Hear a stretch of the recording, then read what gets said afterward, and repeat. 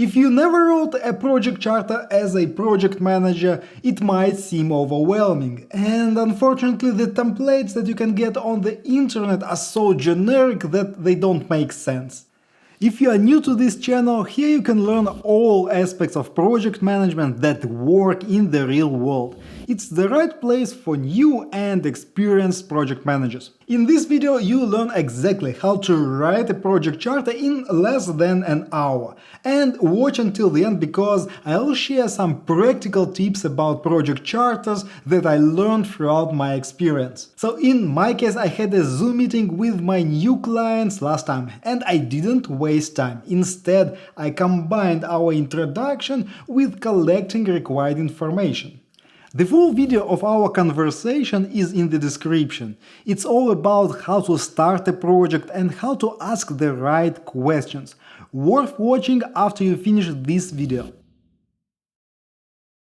Here are the notes I took from that meeting. Let's review them because we'll transform them into a valuable project charter right now. So I've learned that Soft Assistant is a subcontractor of SG Games, but their collaboration has just started. Groups has players that like complexity. Some calculations take too much time, lose momentum and fun. Monetization via subscription to the app. Two main screens in the app. Fight Calculator and Explosions Calculator. Delana to provide the specs in a few days. We need to integrate with their users database, authentication and authorization. We have 2 months from now. Then a show? Apple has requirements for all apps in the App Store. Okay, now we will transform them into a valuable project charter. But before we begin, I don't want to invent the wheel or start from a blank page. So I found an in-depth article at pmbasics1on1.com about project charters.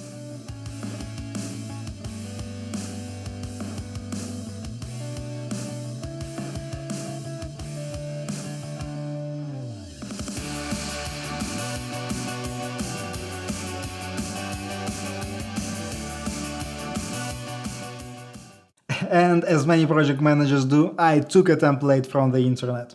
However, as with all project management templates you find on the internet, you must adapt them to the needs of your project. So let's see what I want to use in my case. Definitely not all of these fields make sense in our company. So, for example, project manager and authority level.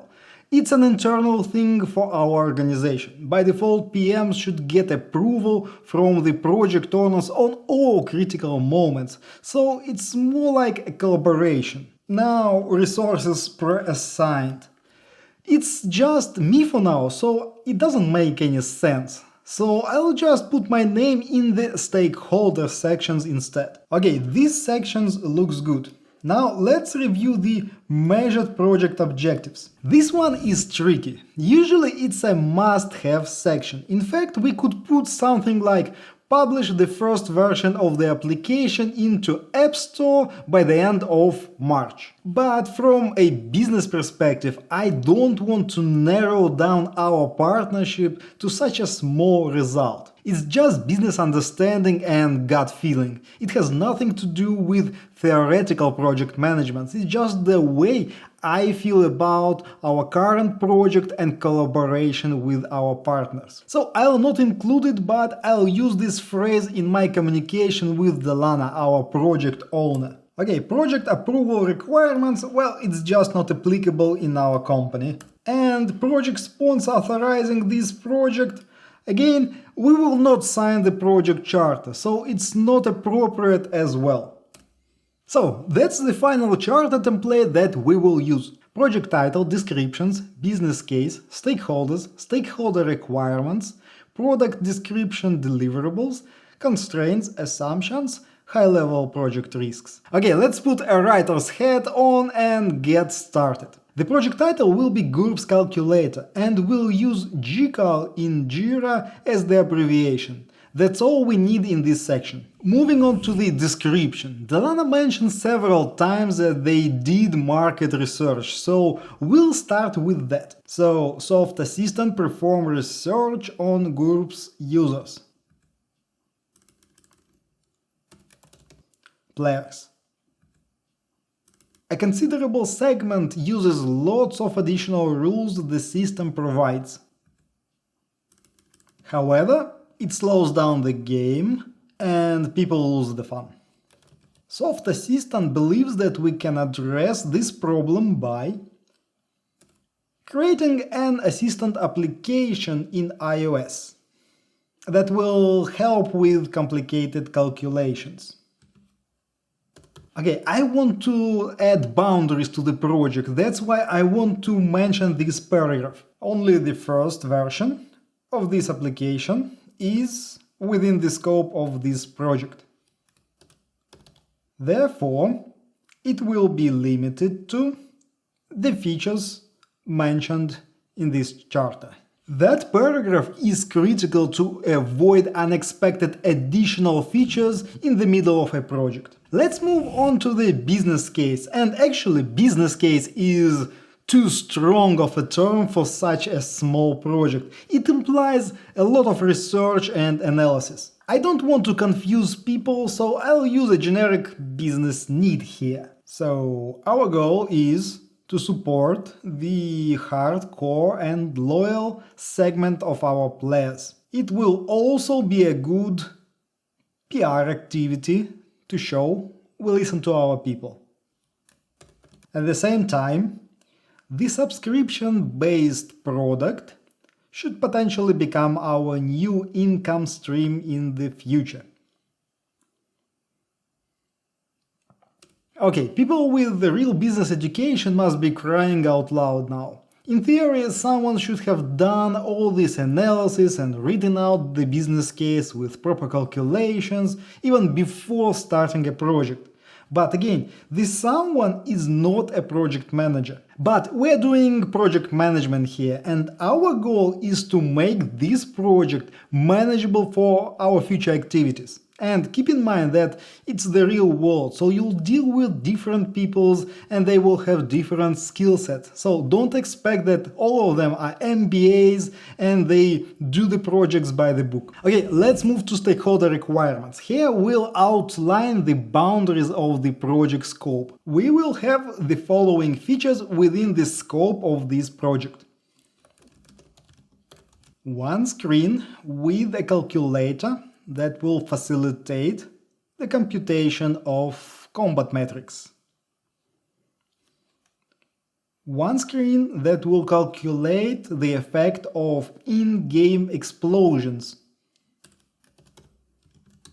One screen that will contain the required settings for the app to function, redeem purchases, logout, etc. And one screen that will allow a user to log in with an existing account. And by the way, I didn't think about this last screen during our initial conversation, so our project owner doesn't know about it yet.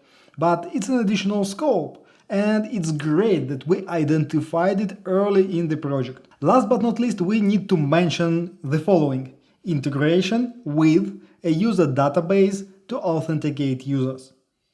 Additionally, we'll handle publishing the app to the App Store, so we'll create a set of designs required for development and App Store submission. Next we have product description deliverables, but I'll leave just deliverables here. Application submitted to App Store, approved and ready for release.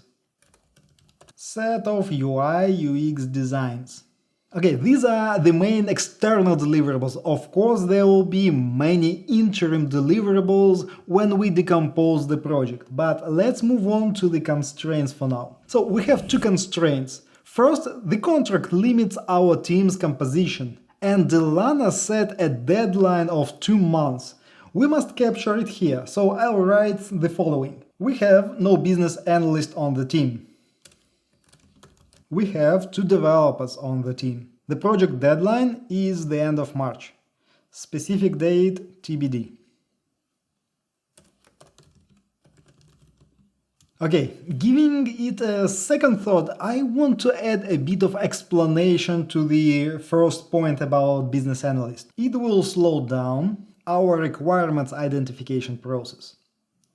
We also have limited ability to assure the quality of the business logic of the application.